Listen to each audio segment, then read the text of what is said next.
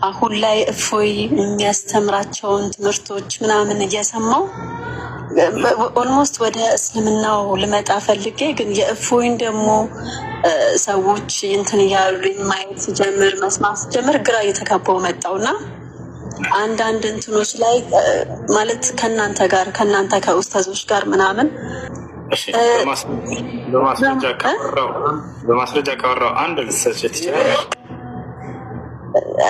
እኔ አሁን በዚህም በዛም በኩል ምናምን እንትን ማለት አልፈለኩም። ግን ምንድን ነው በቃ እኔ ያለኝ ህይወት አንድ ነው እና ትክክለኛውን ሃይማኖት ነው መያዝ የሚፈልገው።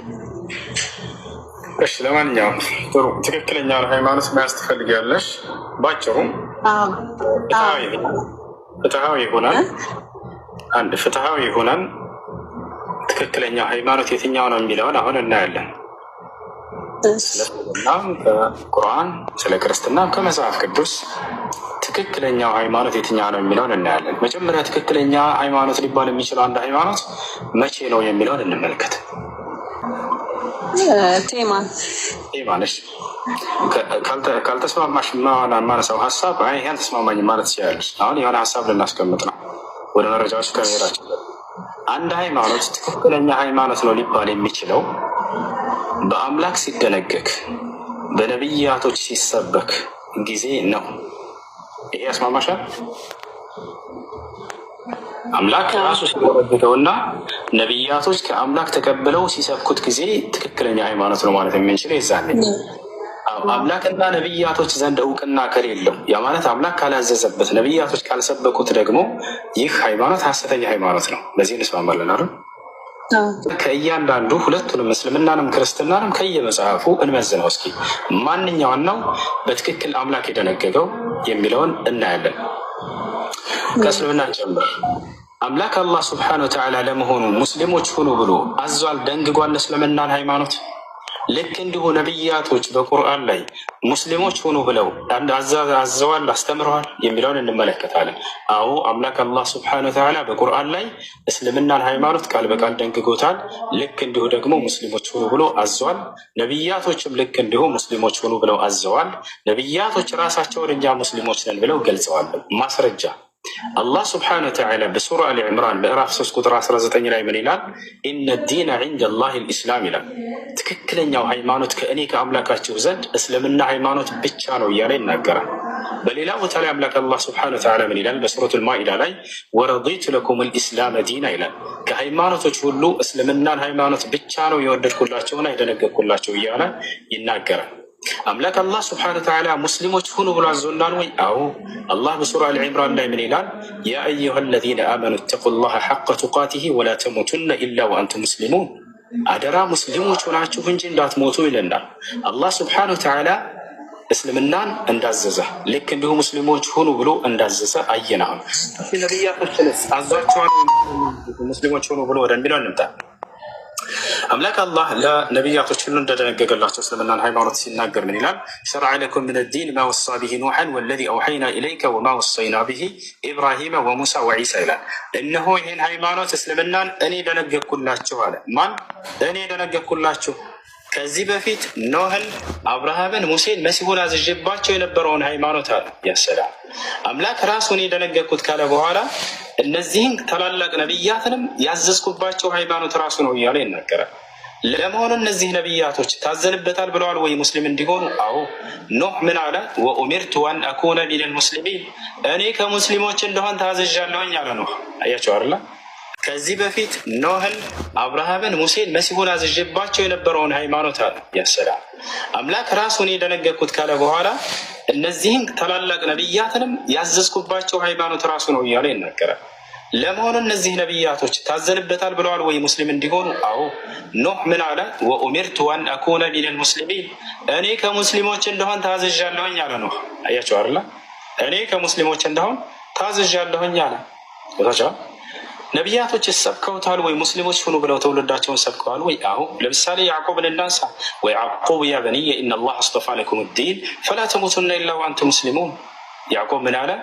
ልጆቼ ሆይ እነሆ አምላካችሁ አላህ አንድ ሃይማኖትን መርጦላችኋል፣ አደራ ሙስሊሞች ሆናችሁ እንጂ አትሙቱ አላቸው ይላል። ይሄ ነው ስለዚህ በቁርአን ላይ እናገኛለን። አላህ ቃል በቃል ይቅርታ እንዴ አንድ ችል ጨርስ። ይቅርታ አምላክ አላህ ስለዚህ ምን ብሏል? ሙስሊሞች ሁኑ ብሎ አዟል።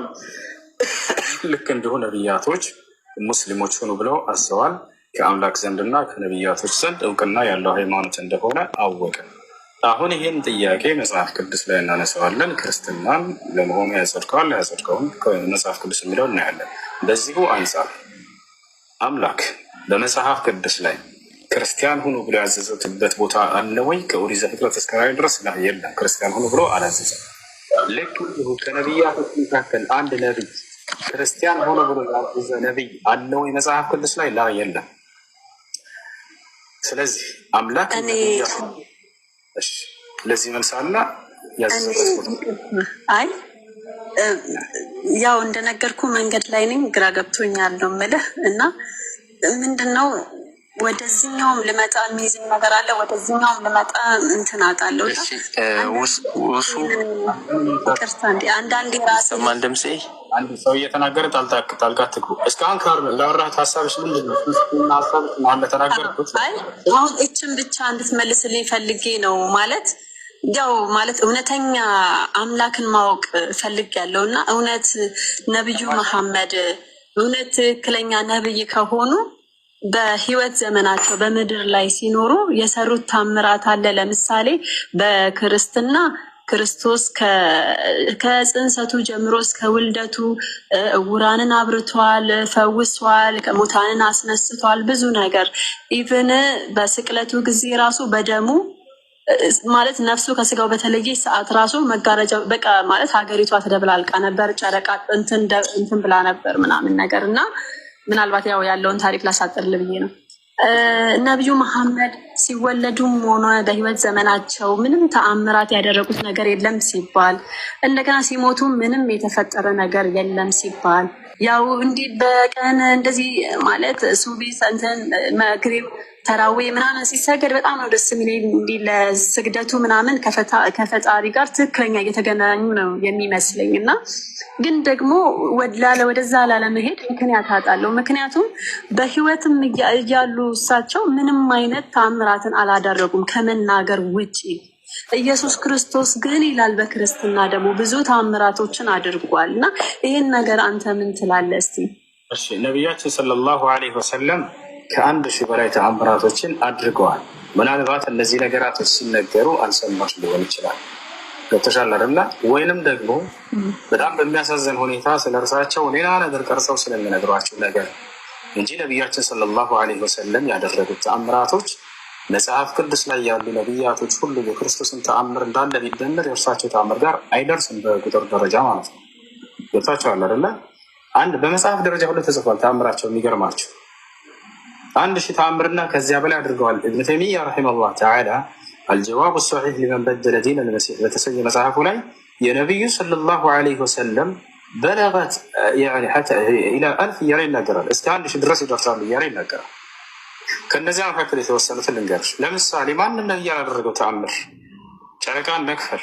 ይህ ጨረቃ ይታይሻል። ይህን ጨረቃ ነቢ ሰለላሁ ዐለይሂ ወሰለም በዘመናቸው ያዩ ያሉ የነበሩ የአይን እማኞች ናቸው ይህን የሚናገሩት። እርሳቸው ከመናገር ውጭ ነበር ያልሽው አይደለም። በአይን እማኝ ተአምሩን ያዩ ሰዎች የሚሰከሩትን እናሳይሽ። ማይክሮፎኖች ተአምሩን እናሳይሻለሁ። እያወጣ ቤቶችን ማስረጃ አነስ ብን ማሊክ ይባላል ሰሃባው።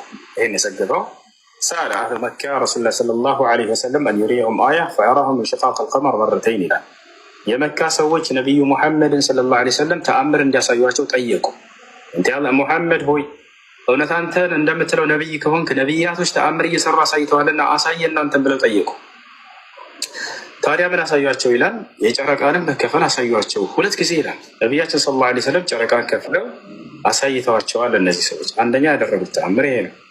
ሌላኛው ነቢያችን ሰለላሁ ዐለይሂ ወሰለም ያደረጉት ተአምር 7 ሰማያቶችን አድርገው መሄዳቸው፣ ለዚያውም በአንዲት ሌሊት ነቢያችን ሰለላሁ ዐለይሂ ወሰለም 7 ሰማያት አድርገው ሄደዋል።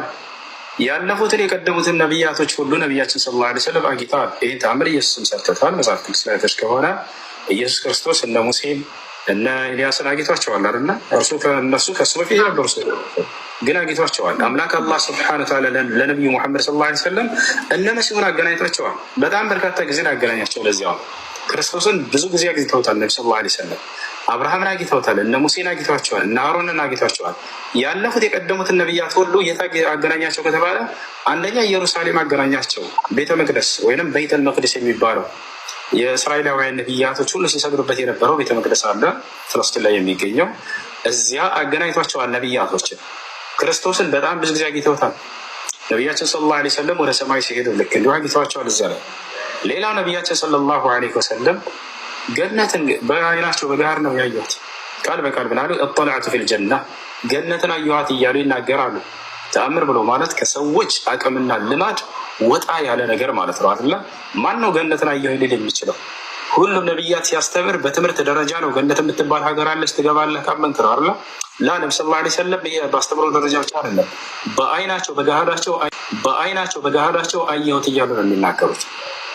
ሌላ ነቢያችን ሰለላሁ ዐለይሂ ወሰለም ሰሃቦቻቸው ውዱ ማድረጊያ ውሃ ባጡ ጊዜ የአሱር ሶላት ደረሰባቸው እና አንተ የአላህ መልእክተኛ ሆይ ውዱ የምናደርግበት ውሃ የለንም፣ ሶላትም ደረሰብን፣ ወዴት እንዳሏቸው ነቢያችን ሰለላሁ ዐለይሂ ወሰለም ቢስሚላህ አሉና እንደዚህ ከጣቶቻቸው መካከል ውሃን ያፈለቁላቸው። ይህንን ያዩ የመሰከሩ ሰሃቦች ናቸው የሚናገሩት። ከሌላ ሰምተው ምናምን እንዳይመስላቸው እዛው ያሉ ሰሃቦች ማስረጃ ላሳይሽ፣ ችግር የለውም። አንዴ ኤልያስ ትልቁ ላይ ነው። ኤልያስ ወይም ፋሩቅ ይመቻቸዋል። ቁጥር ስታቸው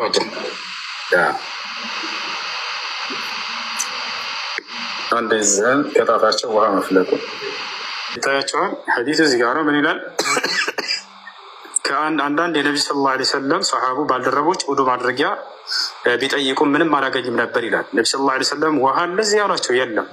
ከዚያ በኋላ ምን ይላል? መጨረሻ ላይ ውሃው ከጣቶቹ መሀል ሲፈልቅ አየሁ ይላል። የአይን ምስክር ማን? አነስ ብኑ ማሊክ። ውሃው ከጣቶቹ መሀል ሲፈልቅም አየሁ እያለ ይናገራል። እና ነቢያችን ሰለላሁ ዐለይሂ ወሰለም ከጣቶቻቸው መካከል ውሃ ሲፈልቅ ያዩ የተመለከቱ የአይን እማኝ ሰሃቦች በዚህ መልኩ ዘግበውታል። አየሽው? ይሄ ጨረቃ መክፈላቸው ነው። ላሳይሽ። ጨረቃን የከፈሉበትን ላውጣና ላሳያቸው። እሱም ያውና እዚህ ጋር የመካ ሰዎች የአላህን መልእክተኛ ሰለላሁ ዐለይሂ ወሰለም ምልክት ወይንም ተአምር እንዲያሳያቸው ጠየቁ። ከዚያም የጨረቃን መከፋፈልም 2 ጊዜ አሳያቸው ይላል። የጨረቃን መከፈል 2 ጊዜ ነብዩ ሰለላሁ ዐለይሂ ወሰለም አሳያቸው። ምን ጠይቀው? ተአምር ጠይቀው፣ ምልክት ጠይቀው። አሁንም ይሄን የዘገበው ሰሃባ አነስ ቢን ማሊክ ይባላል። ምንጩ ያውና ሶሒህ ሙስሊም 2802፣ ሶሒህ ቡኻሪ 3637።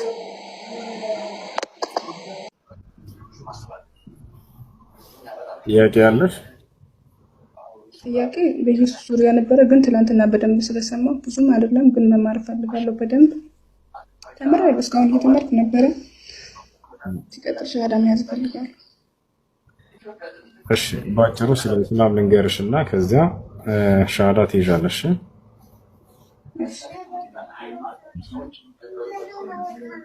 እሺ፣ ኢስላም ብሎ ማለት አምላክ ለሰው ዘር ሁሉ በነቢያት በኩል የደነገገው ብቸኛው መለኮታዊ ሃይማኖት ነው።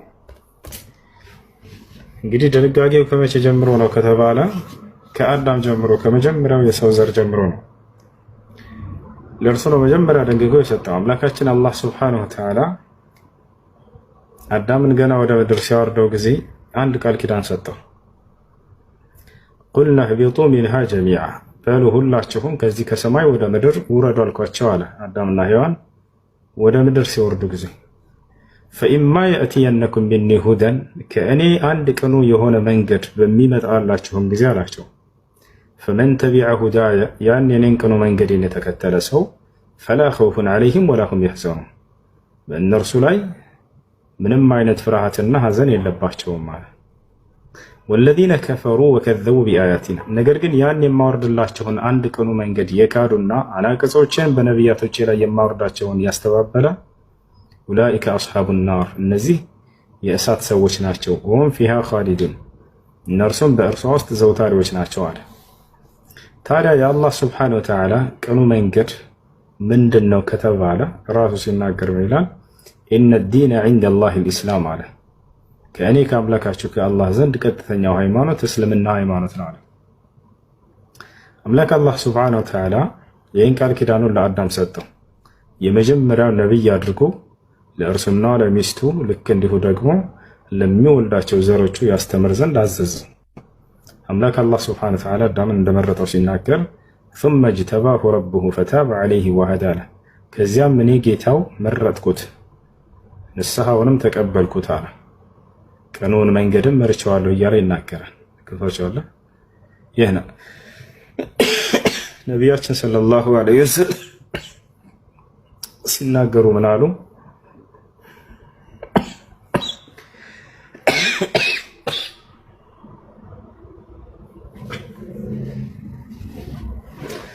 ወረዳለች ልጆች በቃ ታቋርጥ ኮሜንት። ነቢያችን ሰለላሁ ዐለይሂ ወሰለም ሁዘይፋ ኢብን አልየማን የተባለ ታላቅ ሰሃባ ጠየቃቸው። ያ ረሱለላህ ሀል ካነ አደም ነቢያን? ፈቃለ ነቢ ሰለላሁ ዐለይሂ ወሰለም ነዓም ካነ ነቢያን ሙከለማ።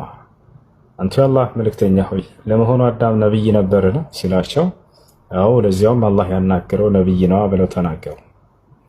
ስለዚህ አምላካችን አላህ ሱብሓነሁ ወተዓላ በነቢያት በኩል ለሰው ዘር ሁሉ የደነገገው ብቸኛው መለኮታዊ ሃይማኖት ኢስላም ነው።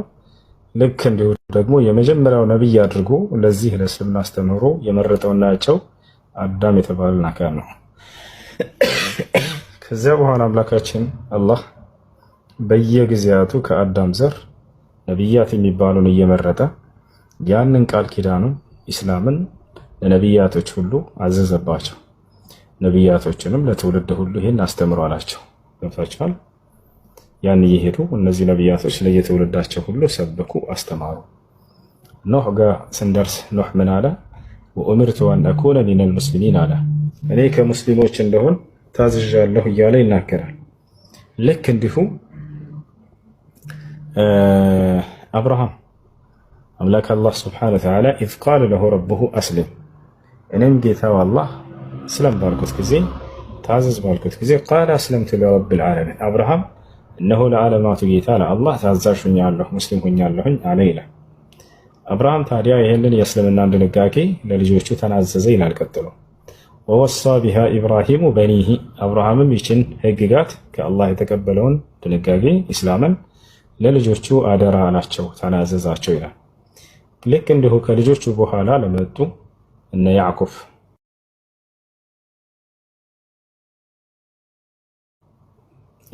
አብርሃም ልጅ ኢስሐቅና ኢስማኤል፣ በኢስሐቅ በኩል ማን ወጣ?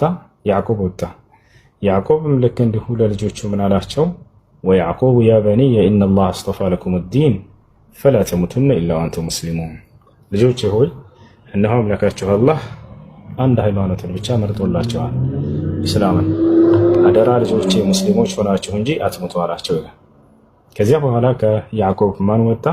ዮሴፍ ዓለይሂ ሰላም።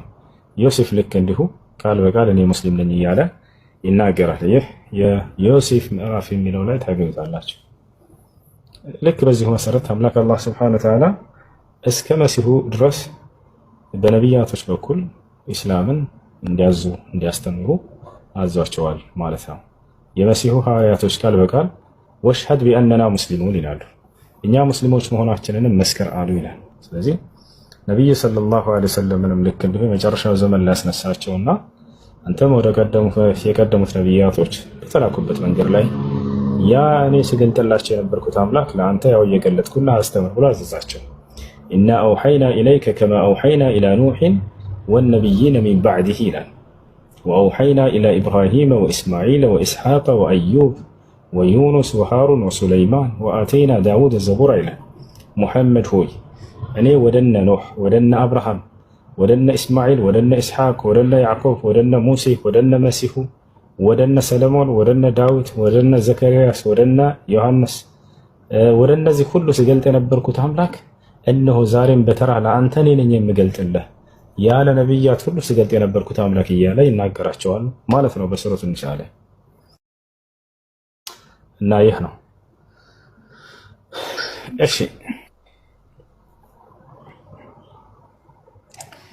እሺ ሸሃዳ ላሲዘሽ ወይንስ ሌላ ማወቅ የምትፈልጊያቸው ነገራት? እማራለሁ ከስብስብ ሆኜ እስካሁንም እየተማርኩ ነበረ።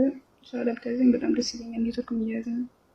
እሺ አሽሀዱ أشهد አላ أن لا ኢላሃ إله ኢለላህ إلا الله ወአሽሀዱ أشهد አነ أن ሙሐመደን محمدا ረሱሉላህ።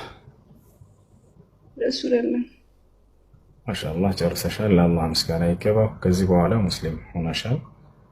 አንድ ሰው እስልምና ሲቀበል ከጌታው ከአላህ ዘንድ የሚያገኘው ምንድን ነው ከተባለ በሰለመበት ቀን ለኃጢአቱ ሁሉ ስርየትን ምህረትን ያገኛል። አላህ ባሪያዎች ወደ እሱ በሚመለሱ ጊዜ ኃጢአታቸውን ሁሉ ይቅር ይላቸዋል። ይህን ቃል ገብቷል በቁርአን ላይ። ሌላው ነገር ምንድን ነው? ሰው እስልምናን በመቀበሉ የተስፋ ቃል አለው ወይ ከሞት በኋላ ወደሚለው ስንመጣ፣ አዎ አምላክ አላህ ራሱ ቃል በቃል በቀጣዩ ዓለም የዘላለማዊ ሕይወትን ልሰጣችሁ በዚያም ላይ ገነትን ላወርሳችሁ ብሎ ቃል ገብቷል። ቀድ አፍለሐል ሙእሚኑን እያለ የምእመናን ምዕራፍ 23 ላይ የመጀመሪያው አንቀጽ ላይ እናንተ አማኞች በእርግጥም ድናችኋል ብሎ ከተናገረ በኋላ ኡላኢከ ሁሙል ዋሪሱን አለዚነ የሪሱነ አልፊርደውስ ይላል። እናንተ ናችሁ ወራሾቹ ያችን ገነትን ፊርደውስን የምትወርሷት። ሁም ፊሃ ኻሊዱን እናንተም በእርሷ ውስጥ ለዘለዓለም ዘውታሪዎች ናቸው እያለ ቃል በቃል ራሱ ያናግረናል። በሌላ ቦታ ላይ አምላክ አላህ ሱብሓነሁ ወተዓላ ይላል ኢነ ለዚነ አመኑ ወዐሚሉ ሷሊሓት ለሁም ጀናቱ ነዒም ኻሊዲነ ፊሃ ወዐደላሂ ሐቃ ወሁወል ዐዚዙል ሐኪም ይላል። እነዚያ በእኔ በአላህ አምነው መልካም የሰሩ ሰዎች እነርሱ በገነት ውስጥ ዘውታሪዎች ናቸው።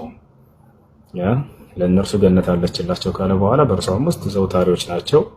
ይህም የእኔ አምላካቸው የአላህ ቃል እውነት ነው እያለ ይናገራል ማለት ነው። እሺ አንድ ሰው እስልምናን ከተቀበለ በኋላ ምን ማድረግ አለበት ወደሚለው ስንመጣ ለዚህ ላመነውና ለመሰከረው ለአንድና ብቸኛ ለሆነው አምላክ ለአላህ ብቻ አምልኮ መስራትን ይጀምራል። ከዚህ በኋላ ትልቁ የአምልኮ ስርዓት ሶላት ነው። ነቢያቶች ሁሉ ሶላትን ይሰሩ ነበር፣ ይሰግዱ ነበር። መሲሁ ምን አለ? ወአውሳኒ ቢሶላት አለ። አምላኬ አላህ ሶላትን እንድሰግድ አዞኛል፣ አደራ ብሎኛል ብሎ ይናገራል። ነቢያቶች ሁላቸውም ይሰግዱ ነበር ለአንዱና ብቸኛ ለሆነው አምላክ ለአላህ ሱብሓነሁ ወተዓላ። እና ያ ነው ሙስሊም ጓደኞች በአካል የምታገኛቸው ካሉ ስለ ሶላት አሰጋገድ አስተምሮ ብታያቸው በጣም ቀላል ነው። ታገኛ መጽሐፍ ቅዱስን በጭንቅላቱ ያዛለው ወይ? ላ የለም። ይሄን የያዘ አለ ካሉ እኔ ቲክቶክን ወላሂ ለዘላለም አጠፋዋለሁ። መጽሐፍ ቅዱስን ብሉይ ኪዳንና አዲስ ኪዳንን የሸመደደ ቄስ ካለ እዚህ ቲክቶክ ላይ አይደለም፣ ቲክቶክ ላይ እንደው በገሃዱ ዓለም ወላሂ ለአዚም ዓለም ላይ የሸመደደው አይኖርም በእርግጠኝነት ማለት ነው። ምክንያቱም የሚሸመደድ መጽሐፍ አይደለም፣ እነሱም ሊሸመደዱትም አይችሉም።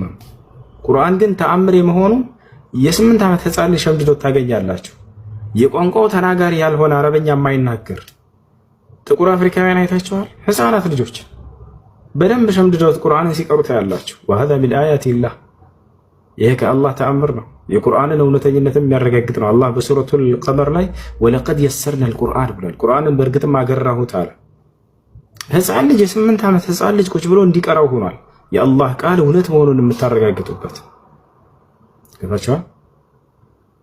ብሉይ ኪዳንን አዲስ ኪዳን ሙሉ የሸመደዳለሁ ኢላህ የለም። እኔ በዚህ በእርግጠኝነት እንዳውናከረ እሚና ይሄን ሸምድጃለሁ የሚል ክርስቲያን ካለ ገብቶ